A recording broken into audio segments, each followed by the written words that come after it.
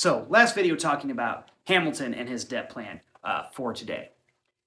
Hamilton also included a plan in there to create a national bank. A national bank of the United States, the first national bank of the United States, would have the ability to loan money, collect interest, have savings accounts, and have people save money in a U.S. bank while collecting interest and making other payments and making out loans to other people. At this point in time, there was no national bank for the United States system.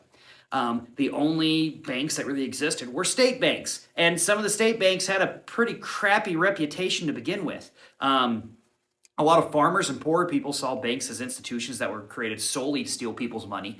They were considered to be dishonest, and they were considered to be just places that you didn't really put your money. People put them under mattresses and saved them if they had money to save at all. So a lot of what happens with banks are seen as a rich man's game. Southerners don't trust the idea of a national banking system. They don't want national banks to be the only banks that exist because they're not going to be responsive to local wants and needs. This is where you're going to start seeing a split in the cabinet of the United States. You're going to start seeing Jefferson, and with him Madison and other members of Southern areas, start making their own political party. Democratic Republicans, people who favor smaller government, little control over the system, and making sure that local people are empowered to make decisions, or local units. They don't like the idea of big, large, overreaching banks. Hamilton is going to start leading the Federalist Party, parties that believe in a large, supportive national government, a government that can do big things, a government that can ensure rebellions don't happen, a government that can control finances, that can loan out money, that can raise taxes. And for the most part, Washington sides with Hamilton. Washington supports and approves the first bank of the United States.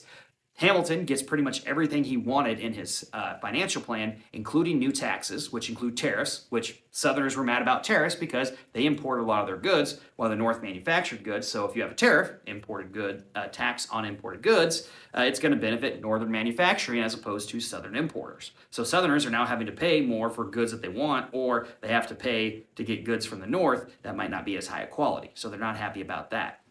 You're also going to have one last tax put in by Hamilton. Hamilton believes that tariffs are too high as they are, or that they can't make them any higher without doing damage to the economy. So he comes up with the other plan, a plan that we still use today on certain items. He calls it a sin tax. Not syntax like syntax or sin like S-A-N, you did bad, naughty, naughty, shame, shame. The sin tax he decides to put on is on liquor, specifically whiskey. And this is going to cause a brand new set of problems. And that we're going to talk about tomorrow.